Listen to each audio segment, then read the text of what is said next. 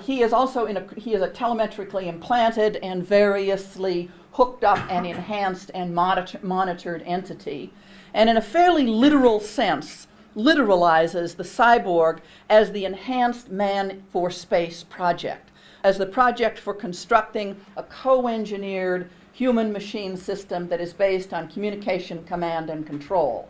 Ham is a cyborg figure in a very particular World War II and post-World War II Cold War space race configuration. The cyborg is not a figure for just any human-machine moment of connection. It's not a figure for all of technology all of the time, but is in fact a figure for a very particular historical moment.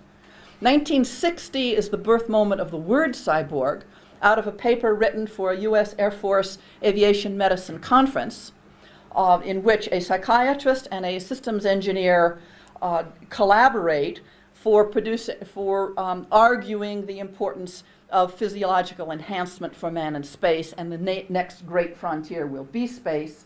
The same systems engineer and the psychiatrist are the very ones that are used by Marge Percy in her feminist foundational text, Woman on the Edge of Time, written in the mid-1970s, that looks back to the early cyborg research and its experimental organisms in human mental patients as well as the other primates.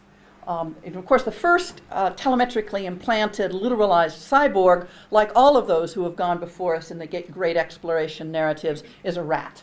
A telemetrically implanted rat goes first on the great ships of exploration and will colonize the islands of space as the European rats colonized the Pacific, to the great detriment of the indigenous flora and fauna all over the world. Those of you who saw the first rat on Star Trek in Deep Space Nine will know something about the symbolism of the rodent in space narrative. Next slide, please. Okay, we need a little focus work. A 1988 version of the cyborg now, I think, is in the domain of the era of neoliberalism and the New World Order incorporated. It's the world in which better things for better living come to life. The world of DuPont, where better things for better living come to life. Some of you have read in my book, Modest Witness at Second Millennium, Female Man Copyright Meets Oncomouse Trademark, and you know that this is a figure of Oncomouse, which I regard as a retelling of the allegory of the cave, of moving out toward the light, out of the depths of the cave, out of the hystera. That we have a kind of Enlightenment figure, a techno-science post-Enlightenment figure, perhaps. And again, we have a surrogate for a particular kind of figuration of what it means to be human, man, that kind of figuration again. And we have here the convergence of the market, the university, and the medical domain of cancer research. This is one of the products of Richard Nixon's war on cancer.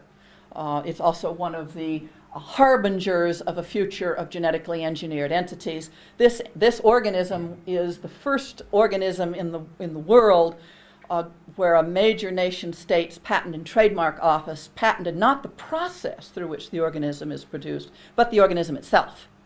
So that a very interesting statement is made about, Pace Aristotle, the self-moving organism itself becomes not just property, which is not new. Property in living individuals is, of course, old news. The history of slavery alone is enough to illustrate that. One needn't go to other species for property in living organisms. But the sense in which the evolutionary niche, the place of coming to species being, is the join of the market and the laboratory.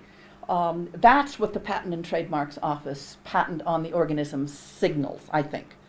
Patent and trademark law and copyright law was at the foundation of the U.S. Constitution. It's one of the important documents that Thomas Jefferson paid attention to. The understanding of the attribution of ownership and authorship and what counts as property and what counts as author is understood to be at the origin of liberty and the origin of what counts as a citizen. So in some sense, these mythic narratives, which are also merely mundane facts, are stories about civic virtue. And civic existence. The cyborg stories are always stories about what counts as civic virtue. Next slide. This is feminist artist Lynn Randolph's version of the Anko-Maus story, written as The Passion of Anko-Maus, and she has taken literally the sacrifice of the laboratory animal and produced here a Christ figure who is a white woman with breasts, white rat with crown of thorns, in a peep show, in a kind of observation chamber, in a modern or in a neoliberal air pump chamber, a chamber like the air pump of the 17th century that figures the material, literary, and social technologies that establish matters of fact. She's also a figure of the barely secularized salvation narrative, of barely repressed Christian technoscientific narrative. I argue that certainly in the United States, and I think much more broadly than that, technoscientific narrative makes heavy use of Christian salvation history narrative materials. And this particular painting, I think, does a nice job of showing that. Next slide, please. Okay. This, of course, is a personal coffee cup in which I have made it a point of honor to drink my coffee now for a few years, because it feels like a kind of reminder of where I am in the world. You can, of course, do the history of the world with coffee, sugar, and chocolate and get a long way. But put coffee, sugar, and chocolate in your cup, in your personal commodity, in your little Walt Disney personal commodity cup, in the kind of technoscience event culture that already has marketed its personal apparatuses as well as the main feature film from the Washington University Technology Center. And we have figured on here one of the major trickster figures of North American cultures. We have the North American raven figure, a crucial figure in myth systems all over the North American Pacific temperate rainforest climate areas. The trickster figure figuring shape-shifting, figuring the power of the trickster as an intervener in the ordinary, as a disturber of the ordinary. Not a particularly nice figure. The trickster is always a dangerous figure. It's a figure of risk-taking. And of course, feeding the nutrients of our trickster figure, our indigenous symbol appropriated for leading-edge technology, that particular kind of constant ripoff of the local indigene for the global universal, that oxymoronic global indigene that raven has become, is eating, and the proper nutrients include the integrated circuit microchip and a double helix.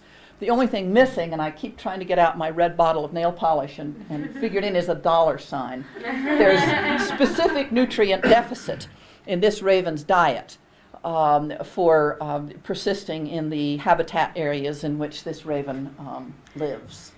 Next slide, please. This comes out of a Swedish feminist magazine and is, I call it, the creation of Adam, as of course so did Da Vinci for that matter. But of course we have a whole series of reversals in this ectopic pregnancy that goes off screen, literally, in the top, right?